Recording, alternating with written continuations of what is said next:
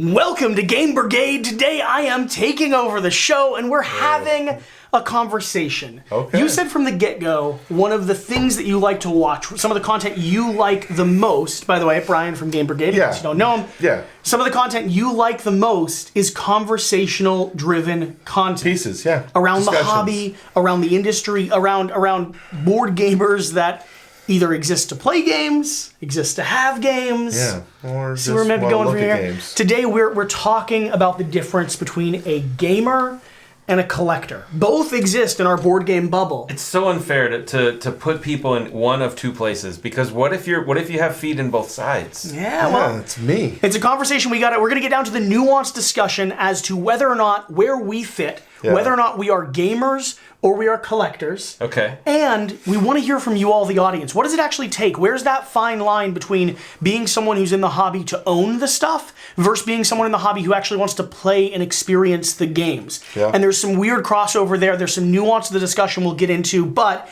I'm Jesse Anderson from Quackalope. I'm Wes Todd from Quackalope. The Mingo. And I'm Brian from Game Brigade. This is Brian from Game Brigade, and we're doing a channel takeover. Brian, this was your idea. This was your concept. So I'm going to give the floor to you. You're welcome. All right. So that you can set up what the general premise of this idea is. Well, one of the things that I wanted to talk about... Thank you so much for the time, Brian. That's going to...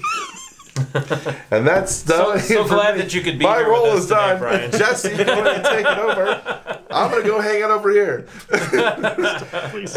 Anyways, the question that comes up a lot, are we gamers? Are we collectors? Where do we fit? And a lot of it because sometimes we have games in our collection that we don't play. I mentioned that I have Grail games that I had to have in my collection, but I've yet to play them. Sure. But I love looking at them. I just made a video over on Quack & Co. that hasn't posted yet, asking the question, should I own a game I know I'll never play? Yeah. It's a good question. I know I'll never play it. That's me with World of Warcraft, the board game. I don't think I'm ever going to play that game. For me, it's Roads and Boats. I'll play versions of it, but only ever my friends. I own a copy. Why? Is yours sealed? It's not sealed. They don't often come sealed. It's hard to find them sealed. Yeah. It is unpunched. By the way, for all you KOA fans out there who think I just interrupt people, I had to make that joke. I had to get that in there. West, thoughts on this conversation? Thoughts on this premise? See, the problem is that I want to play all the board games, so I consider myself a gamer. I literally want to play every board game that's possible. I want to play them all. At the same time, I want to own all the board games as well. So I collect board games, but I also want to play all the board games. I work very hard to play all the board games. So a question I would ask you is, when you're playing a game, if a game is just good, like you had fun, are you going to immediately sell that game to make room? Or is it a game that you're more than happy just shelving that game and it could sit there for 2 years and you're okay letting it sit there? If it's fun or if it's amazing. It's a good game, but it's not like one that you're going to want to play all the time. The expression okay, I am happy to sell it immediately. So sell it immediately. Leave. For two, then I will say that that's very true for Jesse. The thing that I will say is I will hold on to a game that's okay for me if it's a game that I know is a good or a really good game to bring other people into the hobby. Yeah. Because I do try to increase that opportunity. I'm going to throw a game at you. I know I'm not to cut you off, but I'm going to throw a game at you because here's a game that is not very popular. Okay. Most of the people I've introduced this game to could take it or leave it. Okay. But I love the components. I love the card foiling on some of them. Okay. And I get it, the game's not the best, but I still keep it in my collection. Oh, you're setting this one Red up. Rising. Ooh. I've got the collection edition version of Red Rising. It's got a beautiful foiling. The game's okay. So here's the funny thing. That's an example of a game that I played and thought was okay. Yeah. Read the books and knew it would enhance my gameplay experience. Yeah. Have intended to pick up at some point, but also I haven't for over a year. Yeah. Because it's just okay. It's just an okay game. I'm not that incentivized to grab it. But I'm happy when I look at that on my shelf. You're satisfied by that. It fits its spot. So let's set up, and I'd love to hear your all's thoughts down below. Let's set up the framework for this conversation. Let's each give a very quick definition for what a gamer is and what a collector is, so we can all talk from the same groundwork. I'll go ahead and start with collector and then let you two follow up. Okay. And then, Brian, I'll have you start with gamer because I think it's where you're advocating for, and let you follow up. A collector A collector, in my mind, in our hobby space, Right. is someone who takes just as much pleasure in discovering, owning, organizing, and looking at games as they do in playing. A collector is likely to have more games than they have played, and more games than they are likely to have had played. And a collector is someone who has games that they've either designated as, I will likely never play this, like we were just talking about, or has a certain category of games that are theoretical promises for the future, but there's no actual date for it. Man, you're like Promises the describing my whole life there, but I still want to play them all. Any other added stuff we have in here for collector? Any other definitions that you all would bring into that part of it? A collector won't sell a game just because it was okay. Ooh. It's an interesting definition. Because a collector will also go out of their way to get first editions of things. Okay. Or they'll go out of their way to find unpunched stuff and will never punch that game. They care about a designer's signature, for instance, stuff like that. Absolutely. Okay. I can even say a collector might be someone who will have 2 copies of a game, one sealed and one for playing. Not throwing some shade out there. All right. So that's our mindset around a collector. Brian, a gamer. What does a gamer look like? You know, a gamer is someone who's here for the hobby because they love the experience of playing the game. Okay. But they're not necessarily sold on this game. If they find a game that can easily replace another one in their collection, they're more than happy to ship that one out. Keep things rotating. They also like having fresh and new games, so they're constantly trying to find ways to play and experience all the games in the hobby, but they don't necessarily need to own them. A lot of times I'll see these people who come to your game group. They don't own all the games, but you have them all, so they can experience all those games. So that's something that I was going to say. A collector or a gamer doesn't need to own the games Doesn't they're need to playing. own them. Yep. Yeah. That's a very important point because I know many people who are part of a game group that plays games they love, would be in their top 10, right? But because the game group owns it, they'll actually get rid of their own copy of it. Exactly. They have no reason to own this game because you own it. And I'm just going to play your copy if we're going to play. I hate this discussion. I'm just saying that out loud. You're like, that's me too. It's not me. That's the thing. Like, I look at myself as a gamer. I literally reached out to both you and Alex to play more games. I was like, I just don't have access to the games that you guys have. I desperately want to play more games. But I also, if a game comes across that I love, I want to own a copy. Even though I know I have full access to borrow anything that's yours. You literally... Within reason. No. What game in my collection would I not let you walk home with? Your wooden game of... Like your wooden Kingdom Death. I'd let you walk home with my playable copy of Kingdom Death. Well, yeah, or of course. a playable copy of Kingdom Death. Yeah. The wooden thing is just... It's wood. It scratches. Yeah, I agree. No, I'm just... It's like the only That's thing like you my would probably grandfather's say no table. to. Like, no, you can't have my furniture. Yeah, that's totally fair. But I mean, literally, I have access to everything that's here, and which is a bajillion games.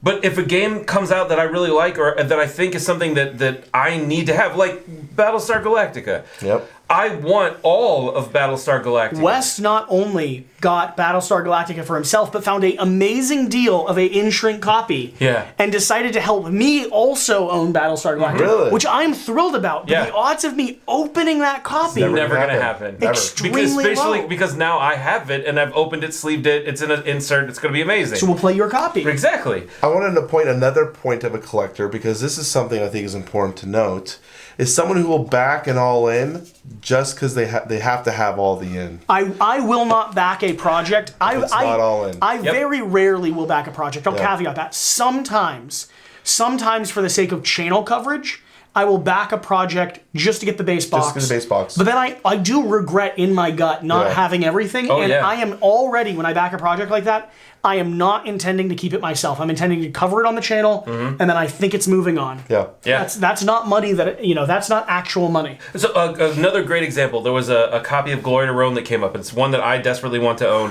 It actually had Chuddock's signature in it. Like he had signed the game. Carl Chuddock had signed the game, and it was only like $100 more than it would have normally been. And I still kick myself to this day that I didn't buy that copy. So I at one point That's funny. was the single biggest collector of resin miniatures for Kingdom Death. Yeah, I remember Not that. because I'm a mini painter, not because I love miniatures, but because I loved a board game. Yep. Now, does that make me a gamer? A game that I was spending time in, a game that I was playing? Or does it make me more of a collector? I think more of a collector in that sense, Yep. because I wanted and needed to have it all. Now, granted, I liquidated that collection for the sake of running Quackalope throughout 2020. Yep.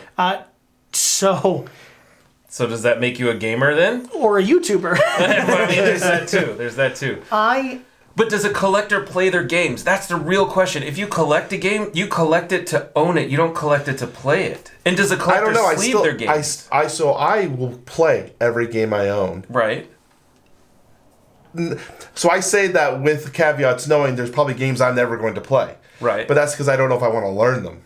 That's a difference. Do you buy them with the intent of playing them? Oh, yes. Every game I have, there was a moment in my heart that said, I am going to play this game. Nothing in my collection, I never not wanted to play. So I will agree with you there. Yeah. That might actually be, that might shift me towards the camp of being a gamer more than a collector. Yeah. Outside of Kingdom Death, which is a whole different thing. That's a different conversation. It was that or severe depression. Right. And I chose Kingdom Death and Debt. Right. So when it comes to the games I actually own in my collection, I can think of a game called Glass Road downstairs. One of my Grail games. Hard game to get your hands on. Very much a collectible item. However, I did not get that because it's rare, old, or hard to find. Yeah. Roads and Boats, I'm not holding on to with the knowledge that I will likely never play my own copy because it's old and hard to find. I'm holding on to it because Glass Road is one of those games I desperately want to play. Yeah. From the beginning, I wanted to play it, and I'm holding on to Roads and Boats because it's one of my favorite, if not my favorite, Splotter game. Yeah. So it's down there because in 10 years, in 20 years, when my game group isn't here and I can't get another copy of it, right. I have that experience still there. It doesn't mean that I will likely pay my copy, but I have it available. You mentioned having multiple copies of a game makes you more of a collector, but I would challenge for me, if a game is rare, having multiple copies of a game like Kingdom Death. When I got into Kingdom Death, it was $800 on the secondary market. I had no knowledge that it was going to be available. So I bought 2 copies before actually starting to play one out of the risk that I would paint, cut, ruin something in the box. And I didn't want my first experience with it to be a ruined game that I could never get access to again. Yep, makes sense. So is that a collector? Is that a collector? Is that a gamer? That's a hard question. I feel like it's so weird. The fine line. I feel like that line has to be that a gamer always has an intent to play that game at some point. Whereas a collector is more than happy to just have that game up there and never play it. At what point does the intent become a justification to own? Yeah. As opposed to a real intent to play? Because I would argue that if I own 20 games that are outside of my current game group scope to play, but I have the intention to, even if they're old, historic, rare, expensive, whatever, I'm probably more of a gamer. But if I've got a calyx worth, if I've got a couple hundred games, more games than you'd ever play in a year or a season, right? Even a quarter of a year, in my I'm just going to play this one day category, I gotta be more of a collector. Because there's no way I am being illogical and justifying my habit on the back of one day I will play this, and you know you won't. But okay, but there's always something new. So great example. After from Phase Player came here, he talked about that game, the Campaign for North Africa, right? A game that takes 10,000 hours to play. Yes. Yeah. And about 40 hours or something to set up, or 48 hours to set up? Yeah, it takes 48 hours to set it up. It's a 10,000 hour game. That is the shortest version, and that's with 10 players on both sides. No one has ever actually played the game. Yeah, in the rulebook, it actually says in the rulebook, if you think there's something wrong with the rules, it really comes into its own after the second play. If after 10,000 hours. After 10,000 hours. Figure it out. The rulebook says, like, if you think something's broken, if you think there's a mechanics error, yeah. just let them know that it really falls into place on the second game. On the second play. You'll get it so much better on that. But, like, so that game, I want to own that game. I will never play that game. I want to own that game only for the sake of talking about it on the channel. Yeah. I have no desire to own that game outside of it being a cool It should be a piece. Patreon playthrough experience. The map for that board, the map that you actually play it on is like something like the size of a 24 living feet room. long. Yeah. It's huge. And you want to own it? Why? I want to own it because I do want to try to play it someday. Like, I really do. I want to try the logistics of playing You're it. justifying your habit. Yeah, I'm justifying that part of my habit but I do also want to own it because it's incredibly rare and it's very old. And I think it would be a really fun thing to show people when they come to my house and see my collection. Because I think there's a bit of nostalgia, a bit of uniqueness. Yeah. And if you don't have some of that, then this hobby's it's also a hobby for a reason. Okay. I'm going to pull us back a little bit. All right. And I want the audience to answer this question with us. We're going to give each other space. We're not going to comment on it. Yep. But we're going to start with you. We're going to work our way down. We're going to give a verdict upon ourselves. Now, other people don't need to cast judgments on us. Oh, they're going to catch Are you a collector or are you a gamer, and I have why? to and choose why? one or you have the to, other? You have to choose one. This And is why so do you unfair. think? Why do you think you are that, or not that? decide. For you, the audience, I want to know the same thing from you. Do you, after this conversation, what areas have we missed in the conversation, in the dialogue? And do you find yourself being more of a collector after this conversation? Yeah. Or are you more of a gamer? And is that a problem? Do you need to change something? Yeah. All right. So Floor is yours. When it comes down to Channel, it, in fact, is yours. when it comes down One more to interrupt it, will you just for those stop? hanging away from us. Jeez. It's just for them. It's just for them. You just were expecting When it that comes type of down to it, I find myself aligned with both. I find I'm not there. Let me finish here, sir. I have to have my long-winded speech. When it comes down to it, I find myself aligned. You can have a long-winded speech now on your channel, but you Stop can't have cutting a me long-winded off and let me finish. When it comes down to it, I find myself aligned with both a collector and a gamer. I find myself being a collector in some ways and a gamer in others. I talk about on my channel getting rid of games that aren't good enough. On my channel, this channel, the one that you're on right now, that I'm at a different studio. We talk about that all the time. But at the core of it, we talked about when I buy a game, I am always having the intention of playing those games at some point. There's no game in my collection that I don't want to play. And because of that, I think I'm a gamer at heart. I believe that I am a gamer above a collector. I think I have habitual collecting tendencies, and I think if you asked me this question when I first got into the hobby, when I was getting into Kickstarter, spending an arm and a leg, collecting Kingdom Death, for instance, unapologetically, I have traits in me that lean towards wanting to be a collector. But when push comes to shove, when I think about the collection of games that I have right now, all of the games that I have, outside of maybe 100 of them, I would be perfectly happy getting rid of, because they're not part of my permanent collection and they're here for the sake of content. They're here because we're covering them, or I want to cover them, or I want to talk about them, or I own them because they're interesting, unique, rare. I might not be able to get them again and if I can't get them again, I can't showcase them on the channel. If we back away from that and I look at what I actually want in my household, I would slim my collection down from about 700 games to somewhere around that 100 game mark. I might have some leniency because my partner Shira, she also is a big gamer. We might be a little bit higher than that. We might be a little bit higher than that when push comes to shove. And those games would range from probably 10 to 20 small box party games, 10 solo games, 2 or 3 big lifestyle games, things like Marvel United, Marvel Champions, Kingdom Death, and then a lot of those filler games, a lot of those games that are right for the right season. I got rid of, the first time I played Twilight Imperium, I left it at my friend's house because I thought the likelihood of me playing Twilight Imperium again was going to be with him and not with anyone else. So I abandoned my copy. A collector does not do that. Yeah, you were a gamer. When I bought Space Empires, which is still unopened downstairs, which would be evidence towards me being a collector, I bought it on the back of moving away from the only friend who owned that game, with the knowledge that, because it's my top 10, I one day hope to find someone else to play it with, and it's a print 500 from GMT, which means there's a likelihood that it will not be available when that season comes up in my life. I believe I am a gamer, even if all evidence proves and pushes contrary. West Todd. See, I fall sort of in that line where Jesse is. I'm definitely a gamer. Y'all gave me shit for saying this. Every game that I buy, I have a 100% desire to play. Yep. Having said that, there are going to be games that I will buy knowing full well I will either not play that game or will buy another copy of that game to play. Because they are very rare, they're historical, there's some interesting thing. Because I'm also a history collector. Yep. I love history, I love the history of board games. I desperately want to own one of the original or early area copies of Monopoly, just because it's such a unique concept. I want to own that silly North Africa campaign game because I'll never play it because you can't play it. But I want to own it so that I could, in theory, at one time try to play it. So I think there's a collector side of me that's historic. So for those reasons, for that historical copy, there will be a few things that are in my collection for that. But overall, everything else that I buy is specifically to play. And if I don't like it, I will then sell it and move it on. So what are you?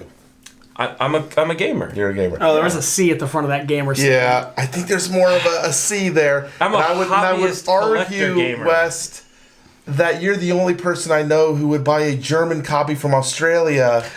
No. Just because it's got a flamingo on it. Whoa. That's a reasonable decision. Just saying. For the record, You're what gonna he's call talking out my about. man about this? What he's talking about is tear off tear. Okay, you can buy Animal Upon Animal in the United States for like $8. West, $5. It's a West $5. It's a $5 game. West specifically has a mission to play Yes. 24 games with flamingos in it. This is where you're wrong. He's not Yes. buying it to own. He's buying Jesse, it to play. Because I very specifically have a mission by the end of the year. I have to play 24 games with flamingos, whether they're in them or And specifically there's about only them. 25 out there. And There's not this many. particular ridiculous game was only available in Germany. It is actually not even on BGG in this format because the Flamingo one doesn't exist on BGG. I managed to find it in Australia, Yeah. so I paid over $50, sorry honey, to have this game shipped back to me here in the States so that I can play it. I got you Junkyard Wars. Yep, you got me Which has Junkyard flamingos Wars. with extra flamingos, Which is amazing. and the expansion. Yep. I also have in my Amazon cart that I haven't hit order yet. Yeah? Florida Monopoly. Ooh, Good idea. Florida Monopoly. Straight there up we flamingo go. there. So that's it. We're all on this mission together. That's right. Thank you for watching. Thank you for being here. This is Game Brigade, so we're going to end in the classic way. Pew, pew, pew, pew. Oh, Pew, good. pew, pew, pew, pew, See you guys. pew, pew, Talk to you soon. pew, pew, pew, pew, pew, pew, pew.